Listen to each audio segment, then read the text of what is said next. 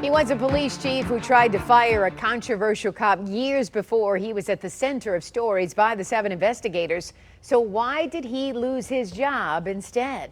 Tonight, that former chief is breaking his silence, telling 7 investigator Ross Jones why he believes city leaders ignored his warnings about an officer now accused of breaking the law. Some people should be cops and some people should not. Clearly, his behavior over the course of the last 9-10 years hasn't gotten better. It's escalated. Melvindale Police Lieutenant Matthew Furman is off the street today, suspended without pay after being charged over 3 alleged assaults from the last 4 years. They all could have been avoided, according to this former Melvindale police chief, who said he tried to take Furman's badge nearly a decade ago and lost his instead. Right is right and wrong is wrong. Chad Hayes chose to break his silence after hearing recent comments from Melvindale's city attorney, Larry Coogan, decrying the actions of Ferman and others. When you look at these videos of the conduct that took place by some of these officers, it's reprehensible. He's upset because the body cam reveals all these actions, and people are seeing all these actions. He didn't care about the exact same actions 9 years ago that weren't on body cam. To understand how we got here, you need to go back to 2016. That's when Chad Hayes was Melvindale's police chief and Matthew Furman was a corporal, towing lots of vehicles and racking up plenty of citizen complaints. I couldn't go into the number of complaints that he generated from traffic stops. Dozens and dozens of complaints. In 2016, Ferman would be accused of assault twice. In June, he would detain a robbery suspect who said Ferman slammed his head into the police car while he was handcuffed. A lieutenant reported he witnessed this and told the man he would not sweep that incident under the rug. Another officer there said under oath that Ferman went way over the line and split the man's head open. Ferman claimed the man injured himself. The following month, Ferman would be accused of using excessive force when he tackled a man to the ground that a fellow officer said had been completely cooperative.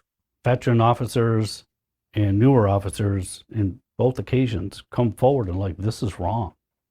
Those actions were wrong.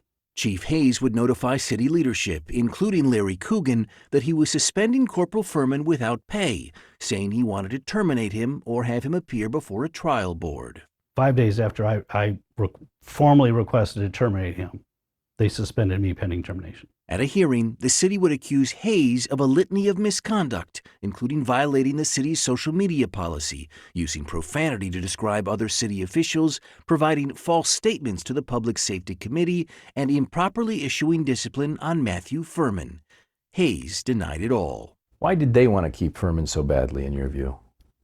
He makes them tens of thousands, if not hundreds of thousands of dollars a year, every year, in the tow fees. They were making a ton of money by him towing cars. According to court records, Ferman was responsible for nearly 80% of the tows in the entire department. In fact, when Ferman was off on vacation, the city saw towing revenues plummet. At a public meeting, City Attorney Larry Coogan took note. The reduction in tows means a reduction in revenue for the city, he said, according to a transcript. We're still in a deficit elimination plan, and that concerns me. I mean, I don't think anybody wants the state of Michigan coming in. So after the city's top revenue generator was suspended and faced possible termination, Hayes said the city fired him and kept Ferman. How do you respond to being terminated tonight? It's been an honor to serve the citizens of Melvindale, and I look forward to my future. He gave proper discipline that maybe, just maybe, would have stopped what we've now recently seen had somebody actually cared about the truth. In the years that would follow, Ferman would face more assault allegations, charged in 2019 when a man claimed he threw him down a flight of stairs. Ferman denied it and pled no contest to neglect of duty. He'd be charged over this 2021 stomping of a man who led police on a high-speed chase, and over 2 separate tasings 3 years later, one of a mother outside her daughter's school, and another of a man who drove with a suspended license. Ferman has denied any wrongdoing. Larry Coogan would not agree to an interview for this story, so we caught up with him at a recent city council meeting. Why in 2016, when the city tried to fire him the first time, wasn't Matthew Furman fired? You'd have to ask the former chief and the subsequent chief since. I'm asking the city attorney. And I'm going to give you the same answer. I'm not going to change it.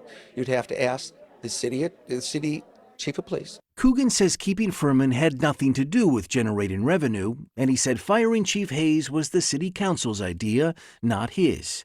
Nicole Barnes was city council president back then and wanted Ferman to keep his job. Now Nicole Shkira, she is the city's mayor. As somebody who tried to make sure Matthew Furman kept his job in 2016, were you wrong to do that? I can't really say yes or no to that. She declined to answer most of our questions about Ferman, I don't really have a comment to that either right now. citing the pending charges against him. I make a plea to the citizens. You guys need to keep an eye on what is going on and what is happening with your taxpayer dollars. Ms. Barnes, who is currently the mayor, was directly involved in everything that happened to Chad Hayes. Everything. And everything that happened with Matthew Furman.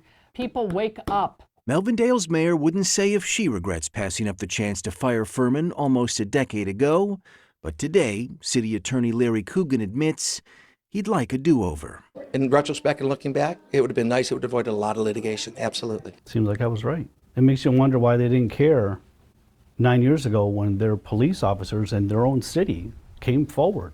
Matthew Furman declined to be interviewed, but through his attorney released a lengthy statement telling a very different story from the one you just heard.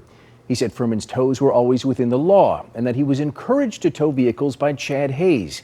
He claimed Hayes retaliated against Furman because the chief favored a different towing company, which Hayes denies. He also said the claims of assault made against Ferman in 2016 were false because they never led to criminal charges or punishment. Finally, he says attorney Larry Coogan told Ferman in 2016 that he never should have been suspended by Hayes in the first place, and that he has a recording of Coogan saying Ferman was being singled out and attacked.